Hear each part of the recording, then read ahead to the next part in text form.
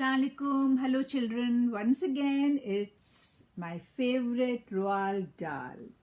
Yes, although he passed away in 1990, his popularity has not diminished. It keeps growing each year. And this book, The Revolting Rhymes, based on all the famous fairy tales, this is his take. So let's see Jack and the Beanstalk today for you. Jack's mother said, "We are stony broke. Go out and find some wealthy bloke who'll buy our cow. Just say she's sound and worth at least £100. But don't you dare to let him know that she's as old as Billy-O." Jack led the old brown cow away and came back later in the day and said, "Oh, Mumsy, dear, guess what? You clever little boy has I really don't know how, a super trade-in for our cow." The mother said, "You little creep, I'll bet you sold her much too cheap." When Jack produced one lousy bean, his startled mother, turning green, leaped up high in the air and cried, "I'm absolutely stupefied. You crazy boy. Do you really mean you sold our Daisy for a bean?"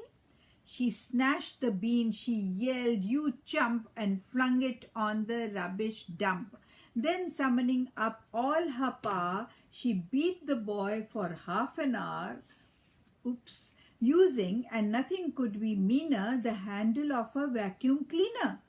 At 10 p.m. or thereabout, the little bean began to sprout. By morning, it had grown so tall you couldn't see the top at all. Young Jack cried, "Mum, admit it now, it's better than a rotten cow."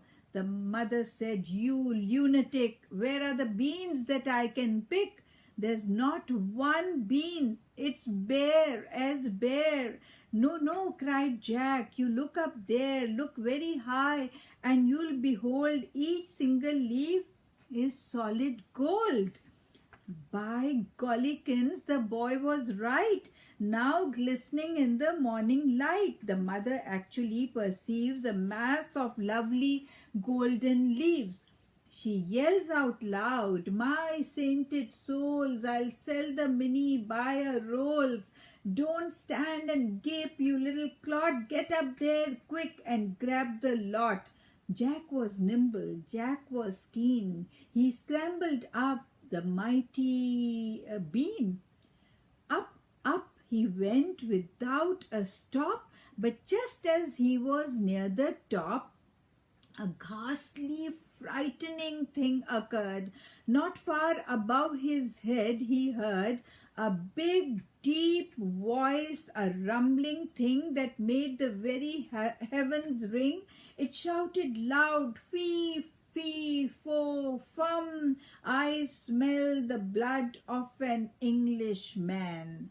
Jack was frightened, Jack was quick, and down he climbed in half a tick. "Oh, Mum," he gasped, "believe you me, there's something nasty up our tree." "I saw him, Mum." My gizzard froze. "A giant with a clever nose." "A clever nose?" his mother hissed. "You must be going round the twist." "He smelled me out, I swear it, Mum. He said he smelled an Englishman." The mother said, "And well, he might. I've told you every single night to take a bath because you smell. But would you do it? Would you, hell? You even make your mother shrink, and because of your unholy stink."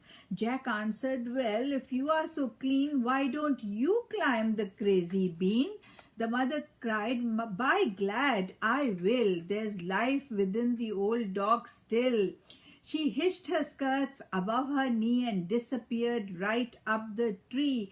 Now would the giant smell his mum? Jack listened for the fee-fo-fum.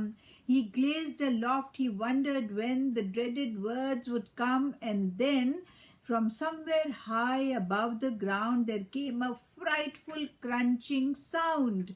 He heard the giant mutter twice, "By gosh, that tasted very nice. Although," and this in grumpy tones, "I wish there weren't so many bones." "By Christopher," Jack cried, "by gum, the giant's eaten up my mum. He smelled her out. She's in his belly. I had a hunch that she was smelly." Jack stood there gazing longingly upon the huge and golden tree. He murmured softly, "Golly gosh, I guess I'll have to take a wash if I'm going to climb this tree without the giant smelling me. In fact, a bath's my only hope." He rushed indoors and grabbed the soap. He scrubbed his body everywhere. He even washed and rinsed his hair. He did his teeth. He blew his nose. He went out smelling like a rose. Once more he climbed the mighty bean. The giant sat there, gross, obscene, muttering through his vicious teeth, while Jack sat tensely just beneath, muttering loud, "Fee, fee, fo, fum, right now I can't smell anyone." Jack waited till the giant slept, then out along the boughs he crept and gathered so much gold, I swear he was an instant millionaire. "A bath," he said, "does seem to pay. I'm going to have one every day." Did you enjoy it? I did thoroughly. All right. Khuda Hafiz.